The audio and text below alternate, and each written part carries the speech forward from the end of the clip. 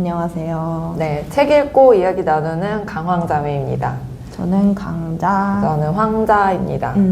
오늘 책은 테디 웨인의 장편소설 아파트먼트인데요. 이 책은 강자가 추천했잖아. 맞아. 어떤 책이야?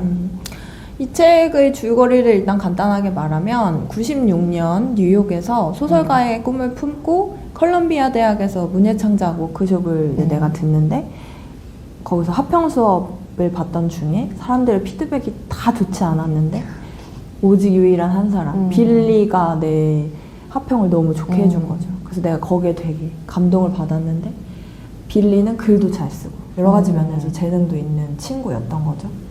그래서 빌리랑 더 가까워지고 싶다는 생각을 하고 있던 차에 빌리의 집안 형편이 좋지 않아서 빌리가 집이 없이 지내고 있다는 얘기를 듣게 됩니다. 그래서 이제 나는 이제 불법 전대 아파트에서 혼자 사니까 그치. 거기서 빌리를 이제 같이 살면 좋겠다라는 제안을 하면서 아파트를 배경으로 해서 이야기가 쭉 아주 흥미진진하게 맞아. 펼쳐지는 소설. 그 아파트 안에서 이제 파국이 벌어지잖아. 기가 막히지. 맞아. 이 책을 모임에서도 좀 했었지? 맞아. 이 책을 이제 모임에서 2번을 했는데 2번 다 반응이 아주 좋았고 어떤 사람은 그 시즌에 기억나는 책으로 아파트먼트를 뽑기도 할 정도였는데 일단 읽기가 되게 재밌고 그 다음에 당시에 제가 이제 재능과 열등감에 굉장히 꽂혀있던 시절이 있었는데 뭐 주기적으로 찾아오지만 근데 그때 이제 우연히 막 하다가 김현수 작가님이 이 책에 추천사를 쓴 게 보이는 거예요. 그래가지고 김현수 작가님의 추천사가 들어있는 책은 배신하지 않는다 라고 생각해서 막 읽기 시작했는데 너무 재밌었고 할 얘기도 너무 많을 것 같아서 선택을 했는데 좋아가지고 언니한테도 이거 한번 읽어봐라 라고 했는데 언니가 나보다 훨씬 더 어떤 큰 감정의 파고가 있어서 맞아. 훨씬 재밌게 읽어. 많이 얘기를 했죠. 그 이후에. 맞아요. 스토리가 일단 너무 재밌었고 나도 이제 추천을 받아가지고 모임에서 했는데 다들 재밌었다라고 얘기해서 네, 좋았고 그리고 여자들에 대한 우정은 사실 드라마나 영화, 책 이런 것들이 꽤 있는데 남자들의 우정이 폭력적인 게 많이 없이 이렇게 섬세하게 다뤄진 것은 거의 처음 본 것 같아서 이 부분도 좀 되게 신선했던 것 같고 약간 연애소설 같기도 한 맞아. 어떤 우정은 사랑 같고 어떤 사랑은 우정 같다 이런 말이 있는데 진짜 약간 사랑 얘기 같기도 하고 맞아요. 그리고 사실 나는 개인적으로 이 두 사람의 이야기가 내 인생의 어떤 시기와 좀 많이 겹쳤다고 했잖아. 그래서 그때 생각이 많이 나가지고 좀 더 이입을 심각하게 해서 봤는데 아마 이 두 주인공의 나이랑 내가 그때 나이도 좀 비슷했던 것 같고 그리고 그 당시에 나에게도 빌리와 같은 존재의 친구가 있었고 그렇다 보니까 그때 내가 느꼈던 되게 모질한 그 감정들이 많이 떠올라서 좀 많이 힘들어 했던 것 같아. 그리고 이 책을 읽으면 나라는 인물이 사실 굉장히 안쓰럽잖아. 근데 이제 그 나가 그때 그 시절의 나와 같은 거야. 그래서 20대 중반의 나를 안아주고 싶다라는 생각이 많이 들어가지고 이 책이 참 좋았던 것 같아. 이 책에 인물들이 막 되게 다양하게 등장하지 않고 나, 빌리 이렇게만 중심적으로 등장해서 이야기가 쭉 가는데도 전혀 지루하지가 않고 그래서 빌리의 이입을 더하냐 나의 이입을 더하냐에 따라서도 또 다르게 읽힐 것 같은 소설이기도 한데 그래서 오늘은 어떤 식으로 진행을 해볼 거냐면 이제 빌리와 나라는 두 축을 중심으로 해서 두 사람이 어떤 사건을 대하는 감정선의 변화를 우리가 함께 나눠보면 좋지 않을까라고 생각을 했고 그래서 이 책 같은 경우에는 관계가 시작되고 끝날 때 서로가 서로한테 어떤 행동하고 마음을 드러냈는지가 잘 나와 있는 책인 것 같아서 그런 마음을 중심으로 얘기해보면 재밌을 것 같다는 생각이 들었어. 그래서 내가 나를 하고 언니가 빌리를 하고 내가 나를 하면 좀 더 힘들어질 것 같아서 빌리의 입장에서 내가 한번 생각해 보도록 할게. 그러면 사건의 순서대로 한번 얘기를 해보면 좋을 것 같은데 그래서 우리가 이제 총 9개의 사건으로 크게 나눠봤고 그 사건을 중심으로 나는 나를 대변해서 언니는 빌리를 대변해서 각자 그때 감정을 50점 만점 마이너스 50에서 50 기준으로 했을 때 몇 점 정도의 감정선일까 이제 우리는 이입을 해가지고 진지하게 빌리가 됐고 빙의를 해서 얘기를 해보도록 하자고. 그러면 처음 사건으로 가보면 첫 만남은 합평 수업이잖아. 그치. 이제 합평이라는 것이 창작하는 사람한테는 굉장히 긴장되고 두근두근한 순간일 것 같은데 나 전에 합평한 사람 되게 많았는데 내가 그 사람들한테 좋은 얘기를 많이 해줬단 말이지. 해줬지. 근데 내 차례가 됐는데 교수님부터 시작된 어떤 비난의 화살이 갑자기 와르르 다 나한테 오더니 내 그림 뭐 별로고 이게 별로고 이게 별로고 해서 내가 진짜 온갖 주눅이 다 들고 땀이 막 철철 흘러 넘치고 온갖 땀샘이 다 폭발해가지고 그치. 그런 상황이었는데 갑자기 구세주같이 빌리가 아니 이 소설 좋았다 이 소설에서 감정 쏘아올린 부분이 분명히 있다 라는 말을 하니까 인간의 어떤 위기 상황에서 동아줄이 아무것도 없다고 생각하고 아 나는 이제 이 상황을 어떻게 이겨낼 것인가 라는 어떤 고뇌가 있을 때 나한테 그런 식의 동아줄을 내려준 사람이다? 그럼 난 못 잊는다. 그래서 그때부터 나는 빌리에 대한 호감도가 바로 빡 상승했을 것이다. 벌써 30점. 그렇지. 그래서 나는 30점을 준다. 50점 만점에 30점 정도. 그리고 이 감정선이 쭉 갈 것이다. 빌리를 대한 나의 감정선. 난 빌리에게 이미 많은 마음을 줄 수밖에 없다. 아, 그치. 근데 빌리는 그냥 5점? 50점 만점에 심하네요. 5점? 빌리는 그냥 진짜로 그 교열 팀장이 그렇게 나쁘지 않았던 것 같아. 자기가 생각했을 때는. 그래서 그냥 별 감정이 없이 나 그거 나쁘지 않은데? 뭐 그 정도야? 딱 그 정도의 마음으로 얘기를 했을 것 같거든. 그리고 빌리는 사실 남의 신경을 그렇게 쓰는 사람이 아니라서 그런 부분에서 선생님부터 앞에 몇 명까지 다 비난을 하고 있는데 거기에서 아니 난 괜찮다고 생각해 라고 하는 이 빌리가 화자의 나의 입장에서는 너무 멋있어 보였을 것 같다 이런 생각은 드네. 하지만 빌리는 난 딱히 뭐 딱히 뭐 그냥 괜찮았는데 왜 이런 마음이었을 것 같다. 그러니까 이 감정의 시작부터가 어긋난 것이 정말 아무 이 사람 손이라고 생각하지도 않아. 그냥 나는 내가 느낀 대로 말했을 뿐인데 그치. 라는 것이지만 나한테는 이게 정말 너무나도 크게 다가오면서 이 감정의 격차가 이미 벌어져 있다. 맞아. 근데 이제 보통 사람들이 누굴 좋아하기 시작할 때 왜 나한테 그렇게까지 했어? 왜 나한테 그럼 그랬어? 이러면서 이제 어떤 너무 크게 받아들인 따짐을 거. 하게 되는데 빌리 입장에서는 뭐 그럴 수 있다 하지만 근데 어쩔 수 없어. 나는 너무 소중해가지고 30점 사실은 더 높게 줘도 될 정도다. 그치. 거의 뭐 반해버렸지. 그치. 너무 고맙지. 그래서 이제 반해버린 화자가 빌리한테 같이 살자고 맞아. 두 제안을 번째 하게 사건. 되지. 두 번째 사건으로 넘어가 보면 일단 두 번째 챕터도 되게 흥미로웠던 게 둘이서 계속 서로에 대한 정보를 나누면서 닮은 점, 차이점을 굳이 찾지 않고 계속 모든 것을 나도 하는 느낌으로 이제 얘기하는 게 좀 약간 썸 타는 느낌처럼 보였잖아. 그래서 서로에 대해서 완전히 처음 알아가는 단계가 챕터 2에 좀 나왔었고 물론 이제 서로에 대한 공통점을 빌리보다는 나가 훨씬 더 적극적으로 찾고 있지만 좋아하니까. 그치. 그래도 빌리도 새로운 사람에 대한 호기심? 이런 정도로 해서는 호기심이 약간 이제 올라가게 됐지. 그래서 빌리도 한 10점 정도? 5점 올랐네. 5점 올랐지. 빌리는 일리노이라는 시골뜨기 출신이잖아. 그래서 얘도 보면은 우리 고향에서는 이렇게 문학 얘기 나눌 사람 없었는데 너랑 이런 얘기 하니까 너무 좋다. 이런 얘기를 하면서 호감도가 좀 올라간 것 같아. 역시 뉴욕 좋네 이러면서.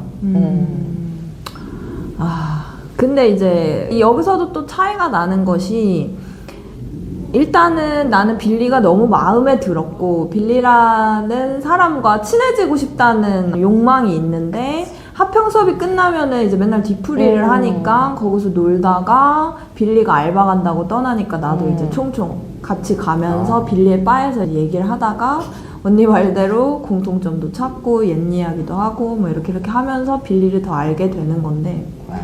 그 정보의 교환이라는 것이 나한테는 감정을 쌓는데 정말 큰 작용을 했고 근데 심지어 빌리가 내가 사실은 여기 이 바 지하에서 지금 집 없이 살고 있다 라는 어떤 안쓰러운 얘기를 해버리니까 나는 무조건 빌리 그렇게 살면 안 되는데 우리 빌리가 그치. 도와주고 싶지. 도와주고 싶고 안쓰럽고 해서 처음에는 근데 나도 참았단 말이야. 왜냐면 또 나도 부담스럽게 한다는 것에 대한 어떤 느낌은 감지하고 있으니까 그래서 이제 조금 참았는데 두 번째는 이제 참지 못하고 제안을 해버리고 말았던 것이다. 그래서 또 호감도가 그새 그렇지. 또 10점이나 올라갔다. 40이 올랐지. 왜냐면 집을 공유한다는 것은 이 혼자 오래 살아본 사람의 입장에서는 집을 같이 살자고 제안한다? 이게 보통 사람 아니다. 아니지. 내 어떤 만들어진 공간이 있는데 거기다 누굴 들인다? 이건 진짜 인생의 변화인 것인데. 그치. 그래서 이제 점점 부담스러워지는데 결국 이제 둘이 동거를 시작하게 되잖아. 그래서 이제 어둠의 서막이 그렇지. 시작되게 되지. 세 번째 사건에서는 이제 같이 살게 되는. 뭐 같이 살면 이제 너무 좋지. 나는 사실은 이 아파트 자체가 내가 노력해서 얻은 게 아니고 우리 대고모가 갖고 있던 아파트가 쓸모가 없어져서 대고모가 안 살게 되시면서 내가 이제 불법으로 몰래 들어와서 살게 되는데 방도 많고 그리고 내가 살기에는 좀 적적한 구석이 있고 하다 보니까 빌리란 존재가 여기를 훈훈하게 채워주면서 내 삶의 어떤 구멍난 곳들을 채워주기 시작하니까 나는 이제 너무 신나고 흥분되고 옛날에는 집이 잠만 자는 곳이거나 외로움의 근원이었다면 이제는 빌리랑 나누는 것들이 생기면서 이 집 자체를 좋아하게 돼버린. 그렇지. 빌리한테 계속 반하는 이유가 막 생성되잖아. 못질도 잘해. 맞아. 살림을 너무 잘한다. 나는 진짜 살림의 제로인데 욕실 청소도 잘해, 밥도 잘해, 주변의 정리도 잘해. 심지어 근데 내가 좋아하는 글도 잘 써. 그리고 내 글에 피드백도 잘해줘. 또 밥도 맨날 혼자 먹었는데 같이 TV 보면서 밥도 먹어. 그치. 별의별 일을 다 같이 하니까 나는 이제 진짜 친구, 삶에서 마음을 나눌 진짜 친구가 등장해버렸다라는 것이 나한테 이제 너무나도 큰 영향을 주지. 그래서 호감도가 나는 그래서 이제 네, 50을 때려버립니다. 이미 이제 함께 살면서. 근데 빌리는 좀 당황스럽기는 했을 것 같아. 알지 우리가 2주밖에 안 됐는데 지금 나랑 같이 살자고? 너 진짜 괜찮겠니? 근데 돈도 안 받는다고? 그렇지만 또 빌리가 사정이 그렇게 썩 좋진 않잖아. 지금 이번 학기가 끝나면 바로 또 고향으로 내려가야 할 판이니까 그래도 계속 뉴욕에 남아있을 수 있으니까 얘는 이게 어떤 일이 벌어질지 약간은 예측했던 것 같거든. 빌리는 그런 얘기를 하잖아. 이걸로 많이 달라질 거야 라는 언급을 하는 내용이 있었거든. 그래서 빌리는 뭐 이렇게까지는 예측 못했겠지만 같이 산다는 것이 쉽지 않다는 것 정도는 빌리는 조금 약간 예측을 했다고 나는 생각하거든. 그렇지만 자기 상황이 이렇다 보니까 그 제안을 받아들일 수밖에 없었을 것 같고 그래서 빌리는 나름대로 선을 좀 두려고 했잖아. 내가 돈을 낼게라고 했는데 돈을 못 내게 하니까 그러면은 내가 집안일을 할게, 요리를 할게 이런 식으로 빌리는 어쨌든 좀 거리를 두면서 이거를 하려고 했던 것 같아. 그렇지만 빌리도 숨구멍을 찾았고 맨날 쪽잠을 자고 이렇게 하다가 자기가 몸 누일 곳을 찾았고 의식주 해결이 됐지. 그리고 또 나라는 존재가 그렇게 나쁘지 않고 지금 현재까지는 그래서 나도 조금 안심이 된다라는 마음에서 호감도라기보다는 어쨌든 기분이 좀 좋아졌을 것 같아. 그래서 나도 같이 살 때 또 즐거움이 있었으니까 호감도가 한 30 정도로 올라갔을 것 같다. 그렇게 생각했지. 그래도 격차는 여전하네. 어쩔 수 없지 뭐. 그치. 빌리는 나라는 존재가 좋았다기보다는 현실에서 경제적으로 지원받을 곳이 좀 필요했다. 그렇지. 그랬던 것 같아. 나한테는 삶의 마음을 나눌 친구가 필요했던 서로의 어떤 욕구가 맞아서 어떤 면에서는 맞아. 그렇게 친해지다가 이제 네 번째 사건에서는 우리 집에 크리스마스 때 방문하게 되지. 우리 집에 빌리를 초대해서 같이 지내게 되지.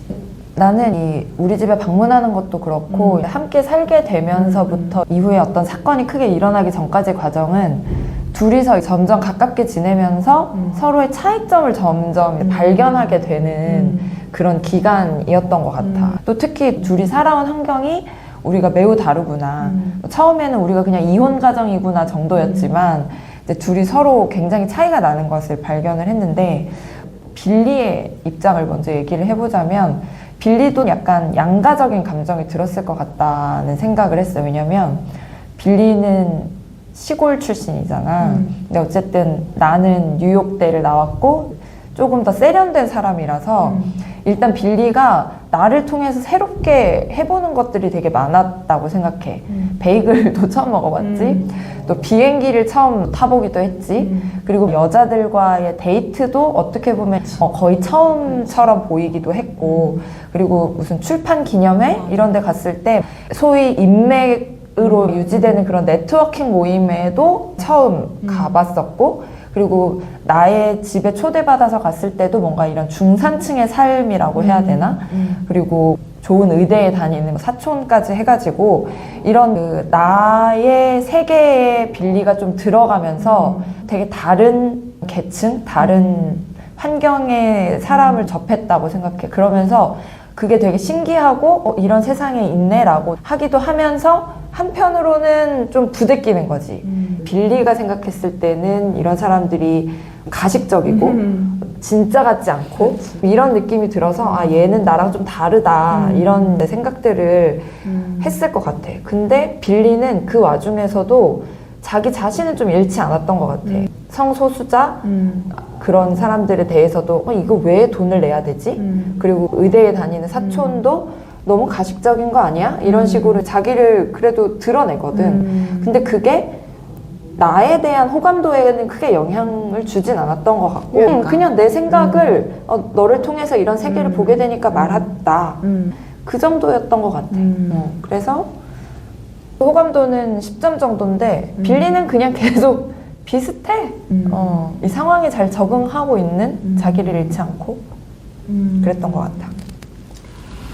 그래서 빌리가 자신과 정치적 이념이나 가치관적으로 다른 얘기를 할 때 나는 일단 빌리가 좋으니까 거기에 대해서 흐린 눈을 한단 말이지. 나랑 너무 다르다고 여기면서도. 맞아. 그래서 그 얘기가 나오면 입을 닫아버리거나 화제 전환해버리거나. 그러니까 그게 어떻게 보면은 빌리는 하고 싶은 말을 가감없이 삭삭 하는데 나는 거기서 항상 참거나 그치. 외면해버리거나 도망가니까 거기서 오는 나의 어떤 답답함 그리고 우리가 진짜 다를 수도 있겠구나 라는 생각이 점점 피어오르는 계기가 됐을 수도 있을 것 같고 근데 뭐 그게 나는 중요하지 않아. 그게 좀 다르다는 생각은 하는데 그렇지만 나는 빌리를 여전히 좋아하고 그리고 나는 옛날부터 내 외로움은 아무도 알아주지 않을 것이다. 난 너무너무 외롭다. 내 마음을 이해해줄 이 세상에 하나도 없다.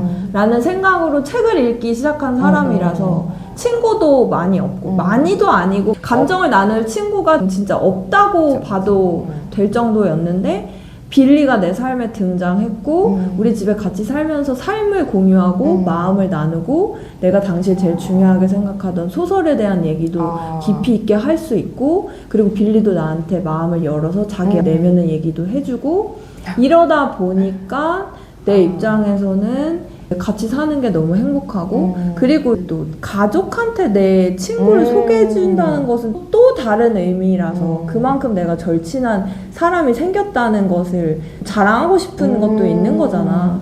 그러니까 우리 집에 가가지고 그렇게 하는데 심지어 그래서 데려갔구나. 우리 엄마도 얘를 너무 좋아해. 왜냐면 얘가 살림 너무 잘하니까 음식 막 만들고 나는 이름도 잘 모르는 어떤 것들 막 해주고 근데 이제 여기서도 빌리가 엄마가 얘기한 어떤 식재료를 못 알아듣는 그런 것들이 있는데 거기서도 이제 약간의 문화 차이가 있기도 하지만 뭐 어쨌든 간에 우리 집에 빌리를 초대해서 그런 식으로 행복하게 시간을 보낼 때까지는 가치관에서 좀 다르더라도 나는 여전히 호감은 지속되고 있다. 맞아. 책에도 내가 빌리가 뉴욕 생활을 계속하면 이런 부분이 좀 바뀌겠지라고 생각하는 부분도 있었던 것 같아. 호감도가 전혀 떨어지지 않네. 나는 never. 그래서 다음 사건이 이제 흥미진진해지는데 사촌의 결혼식 사건이잖아. 맞아. 이제 빌리의 사촌이 좀 먼 곳에서 결혼을 한다고 해서 빌리가 나한테 물어보지. 거기 갈 수 있는 교통편을 어떻게 알아볼 수 있냐, 렌트를 하면 얼마나 들까, 이런 얘기를 하는데 내가 또 마침 그거 덥석 잡아갖고 그러면 잘 됐다. 나도 너랑 같이 가면서 휴가 가면 되겠다. 그래서 내가 렌트비를 대겠다. 이렇게 얘기를 한 거지.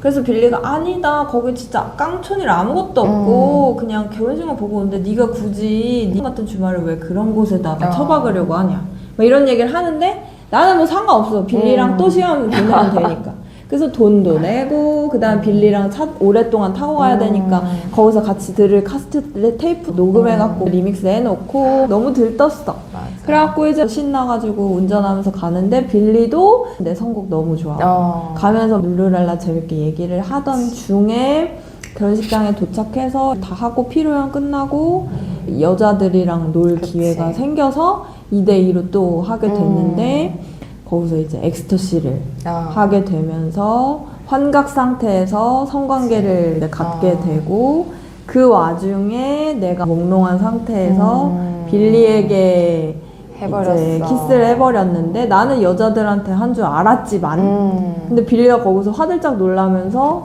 떠나지. 갑자기 쿵쾅쿵쾅. 나는 그럴 의도 없었는데 빌리 너가 오해한 거잖아. 어쨌든 나는 정말 너무 당황스럽고 그런 상황이었기 때문에 내 입장에서는 이거 진짜 대체 무슨 날벼락이지? 내가 원하는 게 아니었는데 우리 갈 때까지만 해도 너무 행복하고 즐거웠는데 갑자기 상황이 이렇게 바뀌다니. 그래서 빌리가 엄청 냉랭해지고 나는 문 앞에서 빌리의 냉랭해짐에 대해서 어떻게 해야 될지 전전긍긍하면서 못 들어가고 기다리고 이런 갈등 상황이 갑자기 팍 생겨버린 거지. 의도치 않은. 우리는 이 결혼식을 계기로 재밌게 놀고 더 친해져서 올 줄 알았는데 그러니까 내 마음은 지금 이제 지옥으로 떨어졌지. 맞아. 그래서 나는 이제 마이너스 20점을 줬어. 드디어 이제 좀 그냥 두려웠던 너무 무서워. 마음이. 빌리가 나를 밀쳐내면 어떡해. 그치. 나는 빌리밖에 없는데. 맞아. 아무튼 이런 연애 소설도 그렇고 여행을 가면 좋아지거나 안 좋아지거나 사단이 난다. 사단이 난다.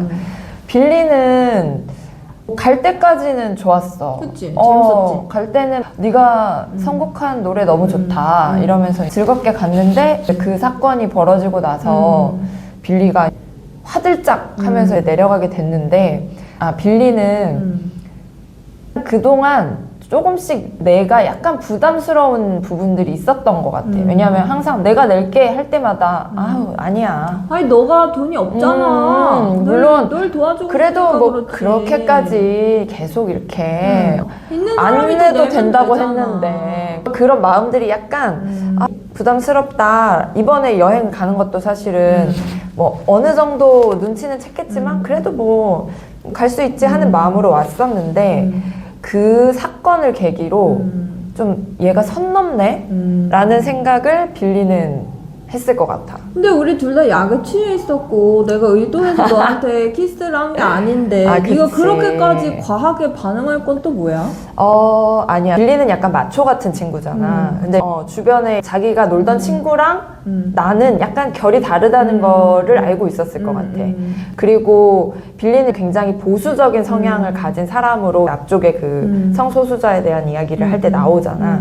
그렇다 보니까 얘가 조금 느낌이 있었는데 이런 행동을 했네? 그러면 이제 좀 거리를 둬야겠다, 확실히. 이 사건을 계기로 빌리는 오히려 이제는 내가 선을 그어줄 필요가 있겠다. 더 이상 이 친구의 호의를 내가 계속 받으면 안 되겠다. 이렇게 또 생각을 했을 것 같아. 그래서 이 사건을 계기로 해서 나가 좀 싫었다기보다는 빌리는 좀 혼란스러워. 아직 혼란스러운데 이거 좀 아닌데? 라고 자각하는 계기가 되지 않았나. 그래서 얘를 완전히 밀쳐내거나 하진 않고 이제 올라가는 길에 약간 받아주면서도 나 노래는 이제 듣고 싶지 않아 라든지. 받아준 게 아니지. 그래도 빌리 입장에서 완전히 쳐내진 못했다. 아니 갈 때는 몇 그렇지. 번이고 다시 반복해서 듣던 카세트 그렇지. 테이프를 내가 또 신나서 틀었더니 근데 이게 이제 계기가 된 거야. 아, 그래서 사람이 맞아. 한 번 이렇게 마음의 균열이 딱 나고 그 사람에 대해서 쟤 저런 거 아니야? 쟤 지금 생각하면. 나한테 남자로서 호감 갖는 건 아니겠지? 뭐 이런 여러 가지 생각들을 하게 되면 그때부터는 모든 게 그렇게 보이잖아. 그렇지. 그러면서 빌리가 나를 점점 피하게 되는 거지. 그렇지. 빌리는 또 동성애 혐오가 있으니까 그치. 그러면은 과하게 반응이 된 맞아. 거지. 민감하게. 그리고 책에 나가 동성애자일지도 모른다는 그런 근거들이 계속 나오고 있으니까. 맞아. 그러니까 빌리의 몸에 대한 묘사를 영상에서 슬로우를 걸듯이 좀 자세하게 한다거나 맞아. 내가 그걸 보고 있는 지점에 대한 표현이 들어간다거나 하는 걸 보면 빌리의 몸에 대해서 내가 좀 그치. 그런 시선을 살면서 느꼈을 수도 있어, 빌리가. 그러니까 빌리를 욕망했을 수도 있고 빌리의 몸이 가진 남성성을 욕망했을 수도 있는데 그거에 대해서는 정확하진 않지만 어쨌든 맞아. 내가 부족하다고 생각한 남성성에 대해서는 좀 지점이 분명히 있었던 것 같다. 맞아. 엄니 말대로. 그래서 다음은 어떤 사건이라기보다는 빌리가 이제 계속 달라졌어. 너무 착잡해. 빌리가 계속 이제 나를 피해. 계속 피해. 그래서 확실히 좀 거리를 두려고 하는 거야. 아르바이트 시간도 늘려. 첨삭도 안 합평, 해줘. 첨삭도 막 조금만 해줘. 밥도 같이 안 먹고. 책도 같이 안 읽고. 프렌즈도 같이 안 보고. 이런 같이 식으로 빌리는 계속 거리두기를 시도한다. 이건 건강한 거리두기라기보다는 도망. 피하는. 회피. 근데 이제 내가 빌리의 입장이니까 빌리도 그동안 노력을 했거든. 아무래도 자기가 경제적으로 온전하게 빚을 지고 있다 보니까 나름대로 나가 좋아하는 것들을 같이 맞춰주려고 되게 노력을 했었단 말이야. 뭐 같이 밥 먹는 거라든지 뭐 프렌즈 보는 거라든지 이런 거. 근데 이 결혼식 사건을 계기로 하기가 싫어진 거야. 나도 그 최소한의 예의도 안 하고 싶어. 싶어진 거야. 이제 얘한테 정이 이제 똑똑 떨어지기 시작하는 거니까. 그래서 나는 사실 그렇게까지는 못 느꼈는데 모임에서 어떤 멤버는 빌리가 이 사건을 계기로 얘랑 멀어지고 싶었는데 이걸 좀 이용한 거다.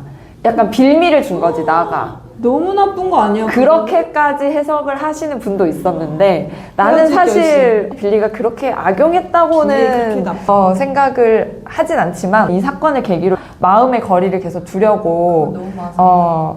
하는 부분이라고 생각해. 그리고 나는 빌리가 나하고 같이 살면서 내가 심리적으로 취약한 사람이다. 되게 외로움을 타고 이게 마음에 구멍이 있는 친구라는 거를 알았을 것 같아. 그래서 그거를 건들지 않으려고 노력했다면 지금부터 이제 슬쩍슬쩍 건드는 거지. 이 사건을 계기로. 그래서 나는 얘가 절대 나한테 함부로 대하지 못할 거라는, 그리고 나를 쫓아내지 못할 거라는 그 마음을 좀 이용은 했을 거라고 생각이 들기도 했어. 왜냐면 빌리도 소설을 쓸 만큼 섬세한 사람이잖아. 그러니까 그런 마음들을 모를 리가 없다고 없지. 생각하거든. 티 나지. 그래서 약간 그 마음을 좀 이용했을 거다라는 생각이 들기도 했어. 근데 빌리도 또 그렇게 나쁜 애가 아니라서 그 와중에도 친구들한테 당하고 있으면은 가서 구해주기도 하고, 그리고 그 슈퍼볼 게임 볼 때 이 친구들하고 안 좋은 일들이 있었는데 그때 걔가 야, 얘 손 부드러운 거 봐 이러면서 약간 무안을 주고 비난하기도 했었는데 그러고 나서 다시 돌아와서 미안하다고 사과를 하기도 하거든. 그러니까 빌리도 얘랑은 더 이상은 친해질 순 없을 것 같지만 그래도 이 친구의 연약한 마음을 이용하기도 하고 그러다가 또 다시 감싸주기도 하고, 빌리의 마음도 좀 왔다 갔다 했다. 그렇지만 내 상황이 지금 딱히 갈 데가 없기 때문에 이렇게 얘한테 또 나간다고도 말을 못하고 그래서 아, 나 장학금 받아서 빨리 나가야겠다 이렇게 생각을 했을 것 같아. 그래서 빌리는 결혼식 사건 때부터는 계속해서 뒤로. 마음이 점점 멀어지고 있다. 그런 상태지. 나는 좀 지옥이었겠어. 나는 지옥이지. 어쨌든 빌리가 그런 식으로 나랑 멀어지기를 선택한 것 같으니까. 그 무언가를 아예 못 가지고 있었던 사람하고 가졌다가 그게 사라진 사람하고의 어떤 공허를 생각했을 때 가졌다가 사라졌다는 것은 정말 그 전에 없었던 것과는 말할 수 없이 공허감이 찾아오고 너무 슬픔일 것 같은데 그동안 빌리랑 즐겁게 막 이거저거 잘 하고 잘 살다가 갑자기 빌리가 나랑 정말 다른 유형의 친구들과 만나고 나랑 안 보던 걸 걔네랑 보고 뭐 청소 같은 거 항상 일주일에 한 번씩 약속을 지켜서 하던 것도 막 떼놓고 그러니까 나는 얘 마음을 잡고 싶으니까 점점 치사해지는 거 청소 왜 안 했어 이런 식의 쪽을 주면서 그치. 그랬더니 또 빌리도 지지 않고 그래? 알겠어 그럼 지금 할게 당장 할게. 그래서 아니야 이렇게 하면 아니 지금 할게 그러면서 갑자기 막 광을 내고 이런 기싸움 나는 그 기싸움에 너무 스트레스가 극심하고 그리고 내가 그래도 가질 수 있다고 생각했던 어떤 존재가 점점 내 소나기에서 빠져나가면서 내가 쥐고 있었던 게 진짜였나? 라는 생각을 하게 되는 사건들이 생기니까 나는 너무 외롭지. 그치. 너무 마음이 헛헛하고 빌리한테 너무 서운하고 그때 내가 일부러 내 마음속에 항상 내가 일부러 그런 게 아닌데 그때 우리 약 먹고 같이 그런 건데 왜 나한테만 이런 식으로 돼야지? 라는 억울함이 되게 있었을 것 같고 근데 그거 말하는 순간 관계 쪽날 수도 있으니까 말을 못하겠고 그러니까 꼭 감추고는 있지만 답답하고 그치. 나는 그냥 삶이 이제 너무 힘들어. 메말라갈 것 같아. 오히려 이 마이너스 40은 빌리에 대한 호감도가 떨어졌다라기보다는 내가 지옥에 가고 있다. 그냥 나의 그 감정이 지옥인 거네. 너무 지옥이. 뭐 빌리가 나한테 한 것도 당연히 영향을 주겠지만 그냥 내가 내 삶이 지옥으로 가고 있어. 그래서 그랬니? 그래서 내 컴퓨터를 그렇게 그랬어? 그래서 이제 절정으로 가는 마지막 사건이 남았는데 하지마. 이거는 진짜 내 입으로 말하고 싶지 않은 지워버리고 싶은 순간 중에 하나인데 컴퓨터 없애기 사건이라고 해서 설명을 해보면 나는 이제 빌리랑 계속 극복할 수 없는 관계로 멀어지고 있었고 빌리가 나한테 왜 이렇게 하지? 이런 어떤 서운함 막 울화가 너무 치밀어 그래가지고 결국에는 어느 날 밤에 알코올이 약간 들어간 상태로 집에 와서 안 되겠다 내가 가질 수 없으면 다 부신다 이러면서 이제 빌리의 습작 노트와 빌리가 정말 자기의 빌리의 모든 것 혼신의 힘을 다해 갈아 넣은 작품들이 있는 컴퓨터 그런 것들을 다 갑자기 갖다 부시고 던져버리고 완전히 너덜너덜하게 만들었는데 근데 그 상태에서 그렇게 막 미친 사람처럼 부시다가 갑자기 정신이 번쩍 들어서 그치. 지금 이게 뭐 하는 짓인가 현타가 빡 오더니 이거 빌리가 알면 나 망했다 그러더니 갑자기 도둑이 든 것처럼 집안을 위장하면서 또 막 부시고 문도 부시고 막 이렇게 되거든 그래가지고 빌리가 왔을 때 갑자기 연기하면서 집에 도둑이 들었다 빌리한테 그치. 그런 식으로 고백을 하는데 당시에 나는 그냥 이런 행위를 하는 내 자신을 용납할 수 없으면서도 멈출 수 없는 그러니까 정말 지옥의 끝으로 갔다 나는 이미 그런 행위를 하면서 이제 이 관계는 돌이킬 수 없고 그치만 내 마음도 어떻게 할 수가 없고 그런 상태로 진짜 최악의 바닥을 향해서 갔을 거라고 생각해 그래서 나는 마이너스 50 그냥 끝으로 갔다 지옥으로 이제 불구덩이로 뛰어 들어갔다. 속상해. 근데 속상한데 인간이 이제 가끔 그렇게 감정이 격해지면 미친 짓을 할 때가 있지. 빌리는 약간 미안한 마음이 있었거든. 그 컴퓨터 사건을 알기 전에 내가 좀 너무 심했나? 또 너무 심했나? 이렇게 그럼 나한테 잘해줬지. 그렇게 해서 좀 잘해줬거든 다시. 웬걸 집에 왔는데 다 부서져 있어. 다 부서져 있어. 그리고 컴퓨터만 홀랑홀랑 없어졌어. 근데 나에게는 그 컴퓨터는 나의 모든 것. 거기 안에 습작 노트 다 벌어져 있어. 맞아.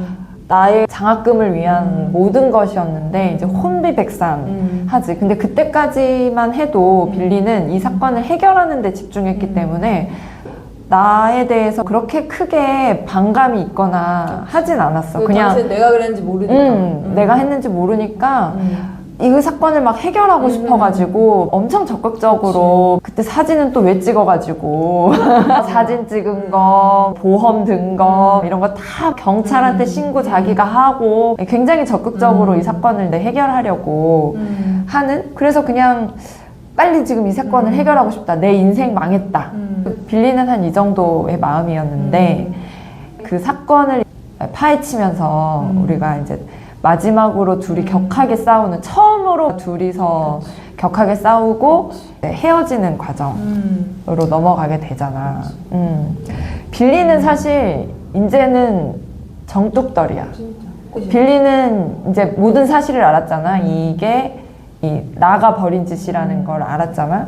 그냥 와 진짜 정 떨어진다 이렇게 생각했을 것 같고, 근데 빌리도 사실 그 전에는 마음을 조금 이용하긴 했지만 그래도 나에 대한 어떤 연민 같은 것들이 있어서 많이 지켜주려고 노력했는데, 이 정뚝떨 해가지고 빌리도 나에게 있어서 가장 취약한, 나의 가장 큰 비밀인 아파트가 불법이라는 거를 경찰한테 발설해 버리는 거지. 빌리도 나도 못 참겠다 이렇게 한 것 같아. 그래서 둘 다 자기들이 가지고 있던 각자의 가장 약한 점을 서로 방출해 버리면서 그야말로 이제 파국이 왔다.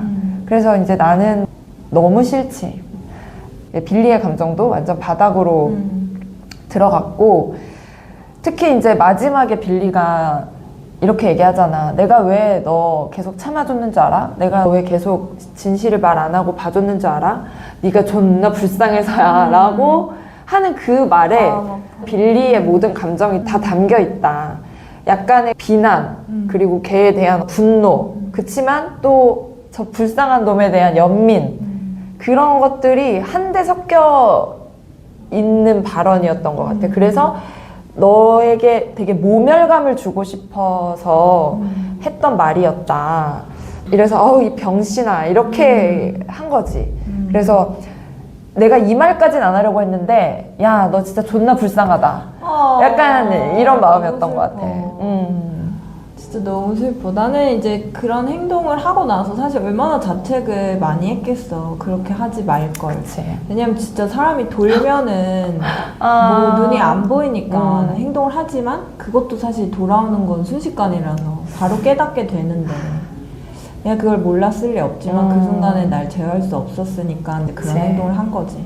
그래서 빌리가 사방팔방 범인 색출하고 이거 어떻게 회복할 수 있을까 할 때 나는 들킬까봐 전전긍긍하면서 경찰에도 말하면 안 되고 대고모한테도 전화하면 안 되고 이러면서 계속 도망가면서 이걸 어떻게 무마해보려고 했지만 빌리가 또 그렇게 호락호락한 친구는 빌리는 다 알고 있었지. 또 생활형 친구다 보니까 구멍을 찾았고 그렇게 해서 결국 나라는 거를 알게 됐지.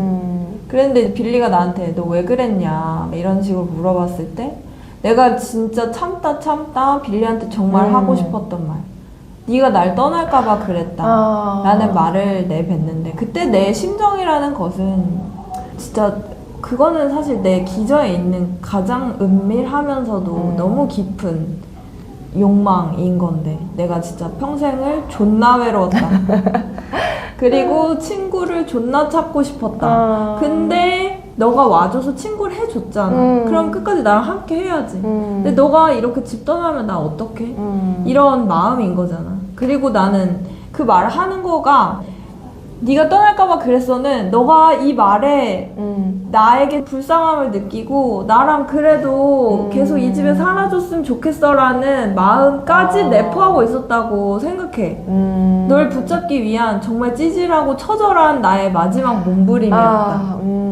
근데 너가 안 받았지. 너 존나 받았지. 불쌍한데 나 너랑 못 살겠다 하면서 집을 착착착 챙겨갖고 나가니까 폐부를 찌르고 나가버렸지. 그렇지. 그러니까 이제 내 입장에서는 나는 앞으로 다시는 누군가와 좋은 관계를 맺을 수 없겠다라는 생각까지 했을 것 같아. 빌리가 떠나면서 내 어떤 심장의 중요 영역도 갖고 간 것 같아. 그냥 뜯겨진 채로 내 혼자 아파트에 덩그라니 처음의 상태보다 더 외롭게 맞다. 남아있지 않았을까. 근데 그 현탈 느낀 컴퓨터 부신 거보다는 정신 차렸으니까 조금은 그래도 올라왔다. 그래도 좀 후련한 건 있었지. 그때보다 이제 진실을 말했으니까. 제정신은 돌아왔으니까 그래서 나는 마이너스 40을 준 거지. 50보다 올라왔다.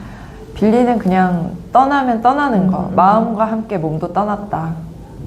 이렇게 해서 이 둘의 사건이 마무리가 되고 그 후가 나오는데 뭐 빌리는 딱히 빌리의 소식을 나를 통해서 듣는데 빌리는 잘 살았지.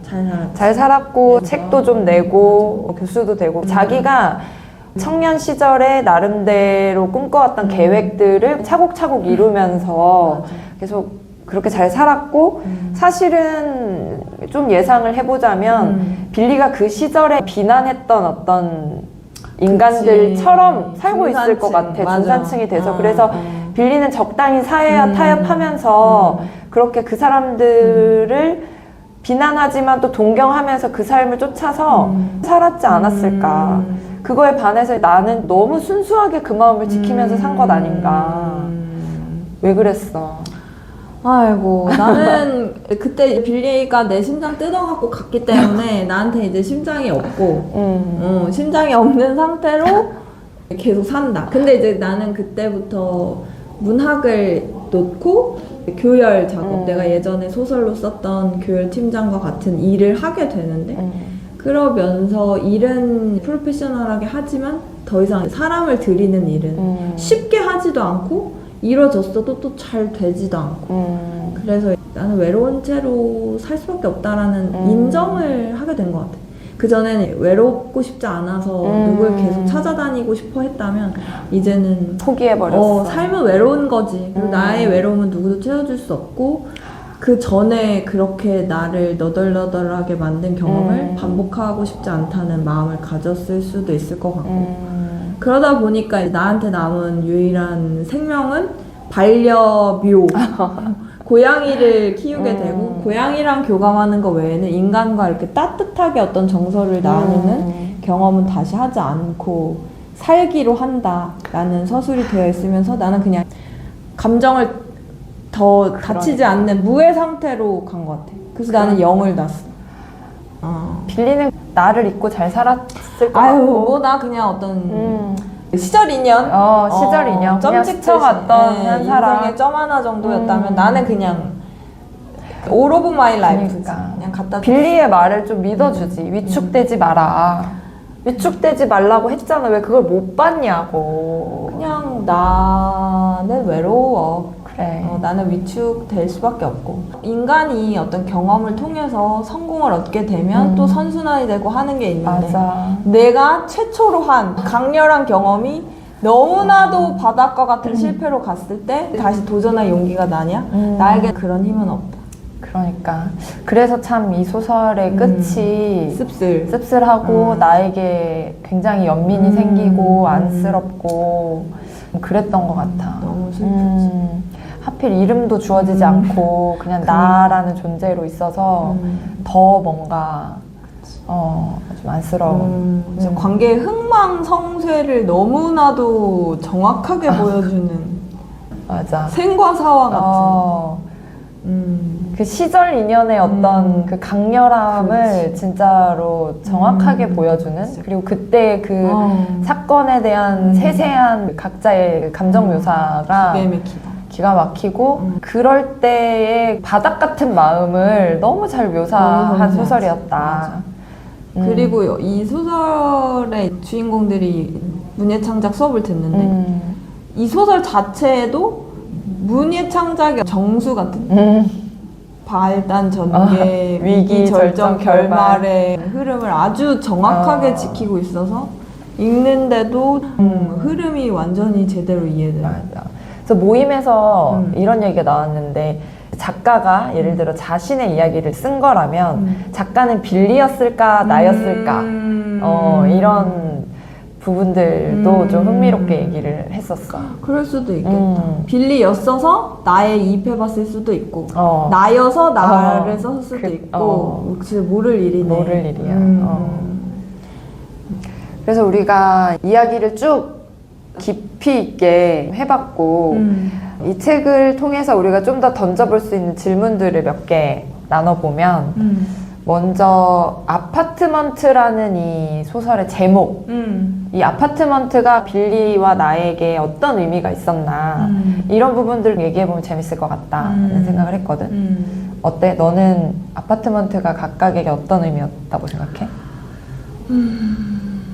아파트가 있었기 때문에 빌리랑 친구가 될 수 있었고 깊은 친구가 그러니까 어떤 빌미를 제공한 거지. 근데 그 빌미라는 것이 나의 심적 생존과 굉장히 연결되어 있는 지점이 있었고 근데 빌리한테도 거부할 수 없는 너무나도 유혹이었고 그런 거 같아. 근데 누군가에게 아주 중요한 빌미가 되는 존재를 두고 관계를 맺는다는 것은 결국에는 파국으로 갈 가능성이 높다. 그래서 아파트먼트는 어떤 의미에서는 서로에게 빌미이자 짐이자 네, 그래서 결국에는 좋지 않은 결론으로 갈 수밖에 없던 상징적인 존재가 아니었나라는 생각을 했어. 맞아. 언니는 어때? 나는 화자의 입장에서 가능성을 제한하고 속박하는 공간이었다라는 생각이 들었거든. 왜 그 친구를 사귀는 일에 있어서도 가능성을 제한한 공간. 왜냐하면 소설에도 이런 얘기가 나오지만 이렇게 기숙사에 살면은 친구들이랑 오가면서 인사도 하면서 친해질 수 있는데 나는 외곽으로 계속 나가야 돼서 그런 교류가 없었다라는 얘기를 하기도 하고 그렇게 물리적으로 떨어진 공간이기도 하고 그리고 우리가 처음에 친구를 사귈 때 야, 너 어디 살아? 이렇게 하는 질문에 또 다 간단하게 대답을 할 수가 없는 거야. 비밀이니까. 나는. 이게 비밀이니까. 그냥 철판을 깔고 나 거기 살아 해도 되는데 얘는 그게 안 되는 사람인 거야. 마음속에서 사실 내가 거기 살긴 하는데 점점 이런 마음이 계속 있으니까 친구들하고 아주 간단한 것도 솔직하게 나누지 못하는 사람이 되어버린 거지. 가뜩이나 이제 소심한 그런 성격이 있는데 그렇기 때문에 친구들하고 사귀는 일을 제한하는 의미도 있었을 것 같고 그리고 경제적인 면에서도 굉장히 어설프게 안정적이다. 맞아. 이게 내가 이룬 것도 아니고 그렇다 보니까 내게 아니고 그치. 그렇다고 또 내게 아닌 것도 아니고 이렇다 보니까 얘가 빌리한테 느꼈던 매력 중에 하나가 빌리는 뭔가 현실적인 삶을 살고 있다. 쟤는 진짜 자기 삶이다.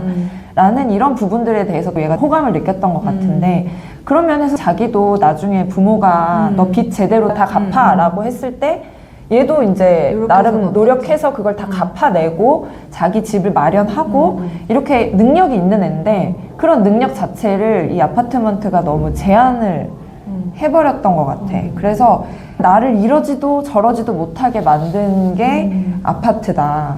그래서 정말 빌리가 이렇게 발설 안 해서 그 6개월을 잘 채워가지고 그거 남아 자기가 가지고 갔으면 그래도 얘가 좀 괜찮았지 않았을까? 좀 나왔어야 돼. 그러니까 집은 나오는 게 맞지. 나오는 게 맞는데 어쨌든 너무 나한테는 속박이었다. 되게 짐이었다.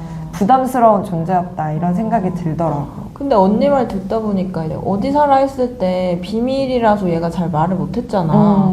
근데 빌리를 만났을 때는 술술 갑자기 말했어. 비밀을 얘기하고 싶은 욕구가 타올라서 얘가 묻지도 않았는데 갑자기 자기 얘기를 하잖아. 맞아. 그러니까 내가 좋아한다는 이유로 빌리한테는 남한테 말 못하는 비밀을 갑자기 찔러준 거거든. 그치. 그러니까 나한테의 비밀을 알고 있는 유일한 한 명. 결국 나를 찌를 수도 있는 존재다. 그러네. 그런 생각도 드네. 내가 걔한테 비밀을 알려줄 의무가 없었는데 그냥 술술 알려줬고 그치. 빌리는 그걸 받았고 나는 계속해서 빌리한테 마음을 얘기하고 싶어 했어. 그러니까. 그걸 참았지만 자신의 비밀 같은 거를 계속 말하고 싶어 했고 근데 사실 빌리가 처음 말했어. 비밀은. 근데 빌리한테 그게 사실 엄청 큰 비밀이 아니었던 건데 빌리가 왜냐면 나 칼리지 나온 거 얘기하지 마 라고 했거든. 그러니까 그런 것들이 좀 작용을 했고 물론 그게 다는 아니겠지만 너 말대로 나는 그냥 온통 빌리였. 그리고 사람마다 비밀의 기준이 다르니까 내가 말하는 게 진짜 비밀이어서 몰래 말하는 사람이 있고 나 이거 별로 중요하진 않아 근데 뭐 사람들이 몰랐으면 좋겠긴 해 이 정도의 느낌이 있는 건데 이제 빌리가 어떻게 그렇게 나한테 중요한 비밀을 말해주지? 너한테만? 그러니까 내가 내 진짜 비밀 그냥 말해버렸지. 내가 진짜 관계였는데 미숙한 거야. 그렇지. 맞아. 못 살아 진짜. 그래서 나는 나에 대해서 안타까운 점은 집을 왜 2번 만났는데 바로 제안하냐. 그치. 그게 내 입장에서는 그냥 안타까운 거야. 근데 뭐 그런 친구들 있잖아. 너무 좋아하는 애가 있으면 막 진짜 간쓸게고 다 내주고 싶어하는 맞아. 그 마음이 너무 귀하고 예쁜 건데. 맞아. 근데 이제 그것도 어느 정도 관계가 서로 쌍방에 주고받는 게 있었어야 좀 다물어 넘어가는데 지금 쥐뿔 아무것도 없는 모래성 위에서 갑자기 내가 아파트를 제안해? 그게 나 너무 안타까워. 그래서 나는 솔직히 이 아파트먼트의 교훈이라는 것은 집에 사람을 함부로 들이지 마라. 생각을 많이 해야 된다. 맞아. 근데 나는 관계 맺기에 서툰 사람이고 서툴지, 너무 서툴지. 그리고 좋아하는 사람에게는 사실 뭐든 주고 싶은데 줄 수 있는 게 이 아파트밖에 없는 거지. 그러니까 이제 집게 아니니까 얘가 또 그렇게 쉽게 얘기한 거예요. 그렇지. 만약에 자기가 따박따박 월세 내고 노동으로 힘들게 했으면 사실은 뭐 아니야 그냥 너가 돈 낼 필요 없고 이런 말도 못하지. 따박따박 그래 n분의 1로 해서 그치. 정확하게 이날 입금해줘라. 그런 관계가 됐으면 오히려 더 맞아. 건강하고 균형적인 관계가 됐을 텐데 내 게 아니고 내가 돈 내는 것도 없어. 난 계속 아빠 지원 받으니까 대고모 아파트고. 그치. 그러니까 내가 손쉽게 제한하고 손쉽게 공짜로 누릴 수 있게 해주고 그런 것들이 이제 나에게 맞아. 그런 어떻게 보면 진짜 너무 현실 감각이 없다. 그러네. 좀 너무 쉽게 생각하는 그렇지. 그런 게 있네. 맞아. 내가 만약에 진짜 월세를 70만 원씩 내. 근데 70만 원 내가 버는데 얼마나 많은 그렇지. 시간과 노동을 들여야 돼. 그냥 아니야. 그냥 살아. 이렇게 할 수 있겠어? 못하지. 잘못했지. 그럼 떼찌떼찌 해줘야 되는 거야. 맞아. 안타까워. 그러니까. 근데 나는 이 둘의 관계를 보면서 진짜 건강한 관계 맺기가 힘들다. 왜냐면 관계라는 거는 어떤 상황이든지 간에 완전히 똑같은 조건이 없기 때문에 그 둘의 불평등한 상황을 잘 맞춰가면서 사는 게 좋은 관계인데 그러면 어떻게 하면 좋은 관계가 되나 이런 것들에 맞아. 대해서 질문을 해볼 수 있는 그렇지. 책이었다고 생각하거든. 고민하게 되지. 너무 안타까운데 또 생각해보면 얘네가 20대 초였을 거 아니야. 근데 20대 초에도 난 우당탕탕했다고 생각이 돼. 잘 기억이 안 나지만. 그래서 또 마냥 안타까워 할 수밖에 없는 그냥 그때 나도 그랬거든. 맞아. 그랬겠지. 지금 내가 다 잊고 미안하고 한 지점이 있겠지만. 그치. 근데 그래도 건강한 관계를 맺으려고 하려면 일단 아파트를 쉽게 내줘서는 안 됐고 그리고 나는 건강한 관계에서 좀 중요한 지점이라고 생각하는 게 내가 누구에게 선의를 베풀 때 그게 내가 좋아서 그냥 막 가져 하면서 던지면은 안 되는 것 같아. 걔도 나에게 다시 줄 어떤 기회를 주고 숨통이 좀 트이게 휴지기가 있었어야 되는데 나는 계속 줬잖아. 뭐 아파트도 주고 뭐도 주고 뭐 렌트도 해주고 했는데 빌리가 나한테 그거를 또이또이하게 만들 구석이 없었거든. 기회도 안 주고 그냥 나는 계속 주기만 했단 말이야. 그치. 그러면 이제 관계는 계속 기울어지니까 한 사람한테는 엄청나게 부채감이 남고 한 사람한테는 그게 선의였다고 해도 어떤 권력이 될 수도 있고 그치. 그리고 이렇게 돼버리면 나는 이거는 선의가 아니고 폭력이 될 수도 있다고 생각을 하거든. 그런 지점에서 나는 어느 순간에는 빌리한테 폭력적인 사람이었을 수도 있을 거라는 생각이 들었어. 그래서 뭔가 좀 그치. 결국에는 그 마음을 받지 못한 화를 그렇게 치사하게 컴퓨터를 내기도 버리는 하고. 방법으로 해소한 거기도 하니까. 그리고 인간이 처음에는 기대하지 않고 그냥 막 준다고 하지만 나는 인간이 누구에게 무언가 기대하지 않는다? 그 말이 안 된다. 맞아. 무조건 인간은 기대하게 되어 있고 처음에는 아무 생각이 없었어도 맞아. 관계가 짙어지고 깊어질수록 기대하는 것이 있기 마련이다. 그치. 근데 그거를 기대하는 마음이 생겼다고 해서 처음이랑 똑같은 거를 느낌 없이 하다가 기대하면서 그걸 하게 되면 이 무게는 달라지지. 점점 쌓이지. 그렇지. 나는 거기서 계속 덜어내면서 살아야 되는데. 맞네. 맞아. 나는 이 건강한 관계를 생각했을 때 자신의 자체가 온전해야 된다라는 생각이 들었어. 그러니까 빌리는 경제적으로 나에게 완전히 의지했고 맞아. 나는 그 심적으로 빌리한테 완전히 의지했다고 생각하거든. 그치. 이게 사람이 경제적으로든 정신적으로든 자기 혼자서도 서 있는 게 가능해야 둘의 관계가 건강하게 유지될 수 있다. 이런 생각이 들었어. 한쪽이 너무나 아까 너가 말했듯이 뭔가 계속 기울어진 채로 그게 점점 줘서 기울어진 것도 있고 얘네는 이미 서로가 원하는 게 달랐던 것 같아. 그렇다 보니까 서로 그 부분들을 채워주기가 어려웠던 거지. 그래서 자기 혼자 온전히 서 있을 수 있어야 건강하게 관계를 유지할 수 있다. 이런 생각이 들었어. 맞아.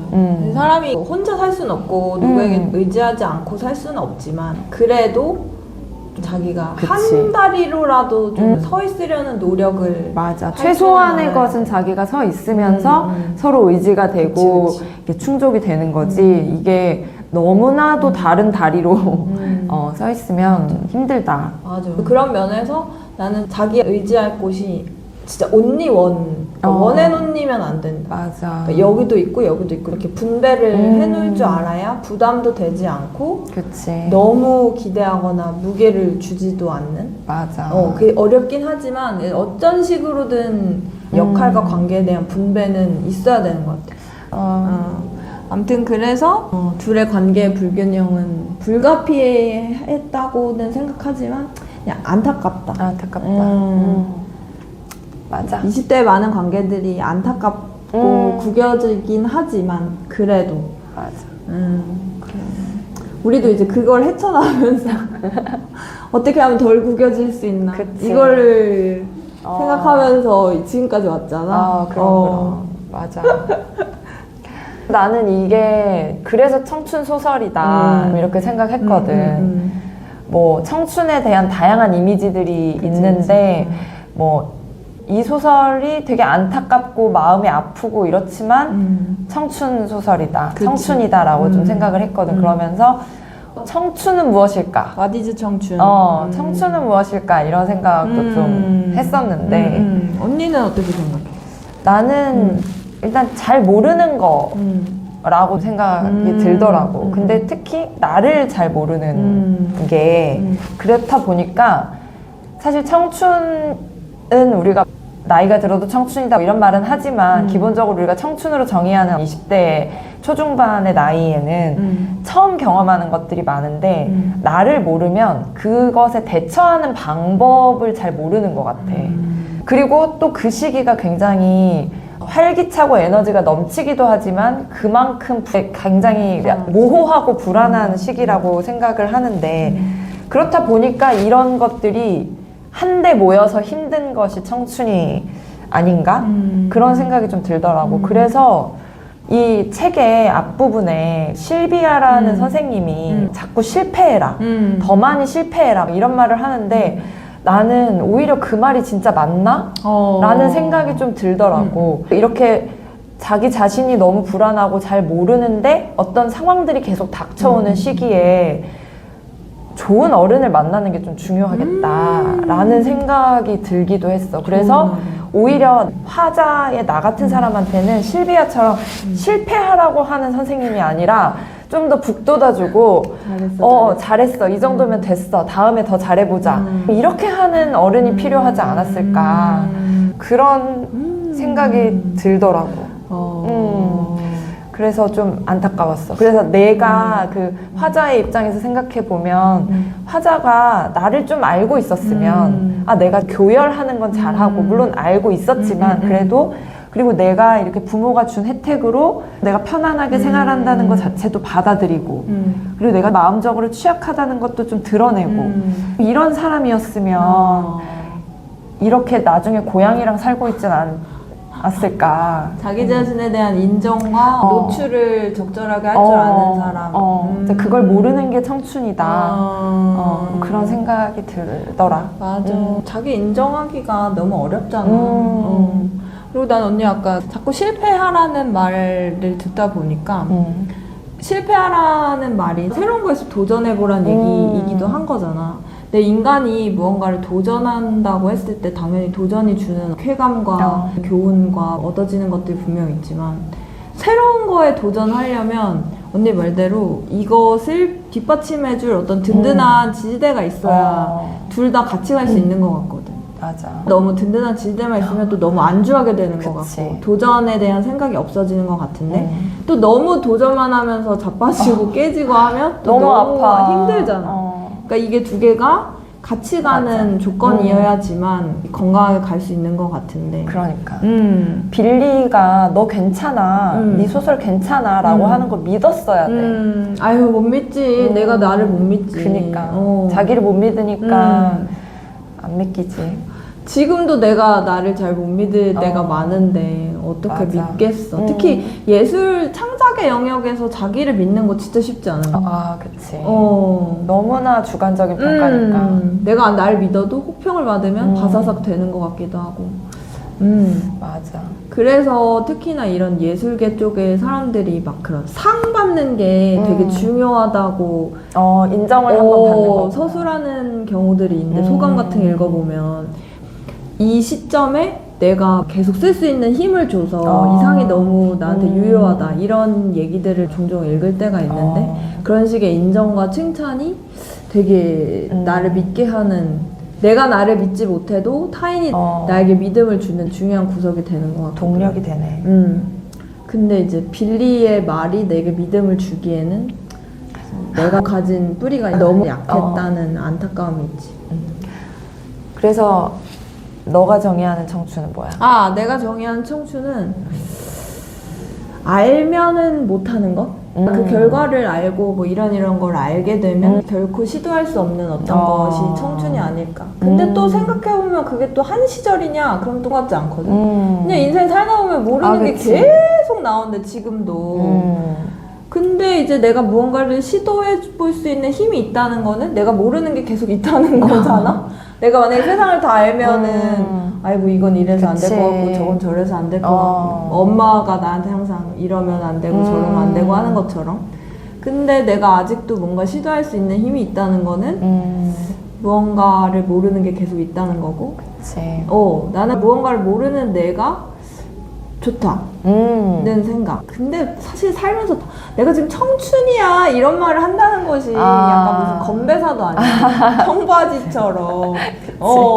청춘은 바로 지금이라는 말을 우스갯소리를 하지만 우리가 막 언니 지금 청춘이야 막 이런 말을 막 하진 않잖아. 뭐 어른들은 종종 하시기도 하지만. 그치.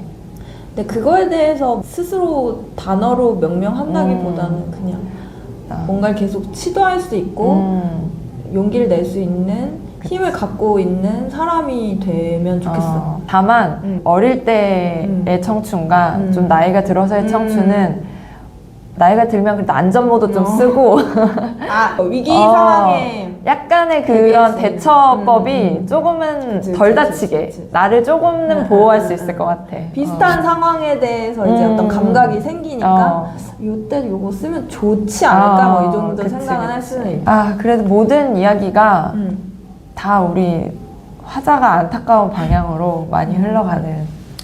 맞아. 근데 어쩔 수 없는 게 이제 나의 입장에서 서술이 됐으니까 더 이입하게 될 수밖에 없는 것 같아. 근데 또 빌리한테 아예 이입을 못하냐면 그것도 전혀 아니고 어떨 때 나는 나이기도 하고 빌리이기도 하고 그냥 둘 다 같은 사람이 가진 여러 가지 양면성에 대한 얘기일 수도 있어서 맞아.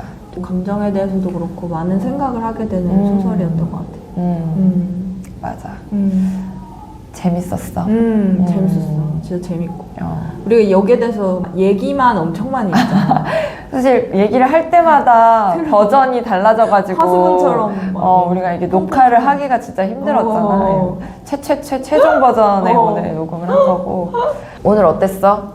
나는 일단 재밌었어. 나는 이 소설을 워낙 좋아하고 이 소설을 읽을 때마다 새로운 구석이 계속 발견돼서 아까 우리가 말했지만 얘기를 할 때마다 맞아 이렇게 튀어나오는 지점이 있어서 그걸 발견하는 재미도 있었고 그리고 아까 전에 말한 건강한 관계에 대한 것은 평생 가져가야 될 숙제라고도 생각하거든. 그리고 나에 대한 인정, 새로운 것을 도전해볼 힘과 용기 이런 것들은 평생의 어떤 과제이자 고민해볼 지점이라고 생각하는데 이 책에 그런 것들이 되게 다양하게 담기고 내가 생각해볼 지점들을 계속해서 만들어줘서 아마 나중에 이 책을 읽으면 또 새로운 게 나한테 오지 않을까.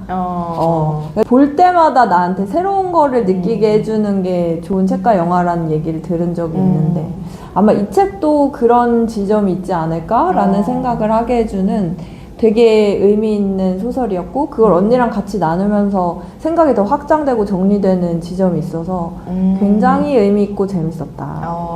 맞아. 언니는 어땠어? 나도 일단 너랑 얘기하면서 이 결이 엄청 넓어진 것 같아. 처음에 생각했던 나한테 오로지 이입해서 읽었던 거에 비해서 이제 빌리의 감정과 나가 안타깝게 느껴지는 감정이 사실 굉장히 세세하게 많이 우리가 얘기를 나눴는데 그러다 보니까 나도 이 못난 나하고 나를 분리해서 생각할 수 있게 된 점도 너하고 얘기를 하면서도 획득한 부분이었고 그리고 나도 이 책이 우리가 좋은 관계를 맺으려면 어떻게 해야 할까에 대한 얘기를 정말 충분히 나눠볼 수 있는 맞아. 책이라고 생각을 하거든.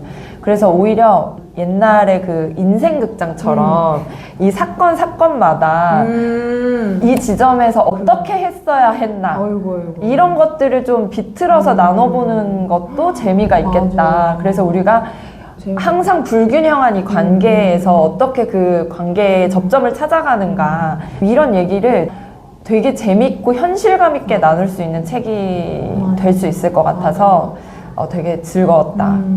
그렇게. 그리고 이게 특수한 상황이 있긴 했지만 되게 관계 보편성을 언니 말대로 너무 갖고 있는 책이기도 해서 진짜 관계에 대해서 얘기를 많이 해볼 수 있을 것 같고 그리고 나는 이제 조금 다른 얘기라면 언니가 어쨌든 이 소설을 처음 읽었을 때 마음이 굉장히 힘들었던 부분이 있었는데 얘기를 계속하면서 언니가 거기에서 조금씩 빠져나오고 과거의 나를 좀 더 쓰다듬어주고 위로하면서 나올 수 있어서 그런 점에서는 맞아. 더 의미 있었던 소설이다? 맞아. 되게 건강하게 그때 시절의 나하고 작별할 수 있었다고 생각을 해서 그 소설이 주는 힘을 또 느낀 것 같아. 사실 나는 이렇게까지 감정을 이입해서 읽은 소설이 별로 없었는데 예전에 모임을 할 때 어떤 멤버가 우리가 같이 읽은 소설에 너무 이입을 해서 되게 흥분을 하고 이럴 때가 있었거든. 근데 그때 사실 조금 이해를 못했었는데 그 소설의 주인공과 자기를 너무 동일시시켜서 우리가 주인공에 대해서 뭔가 좀 좋지 않은 얘기를 했을 때 굉장히 본인이 상처를 받았었는데 그때 사실 그게 약간 이해를 못했었어. 근데 이번 소설을 읽고 이 소설이 이런 식으로 치유를 해준다는 거를 또 한번 좀 경험하게 된 계기였던 것 같아. 타인을 좀 더 이해하는 것도 되고. 이해하고 그 시절의 나를 이렇게 묘사해 주니까 그리고 그거를 어쨌든 내가 아니라 나라는 화자로 계속 얘기를 해보니까 이 상황이 조금 더 객관적으로 바라봤고 정리가 되고 그랬던 것 같아. 아주 이 얘기거리가 많은 소설이다. 우리한테 여러모로 잊지 못할 작품이 되지 않을까. 맞아. 네, 그래서 이렇게 두 번째 얘기도 오늘 마무리를 지어보고 다시 세 번째 책으로 언제가 될지 모르겠지만 돌아오도록 하겠습니다. 네, 안녕. 안녕. 감사합니다.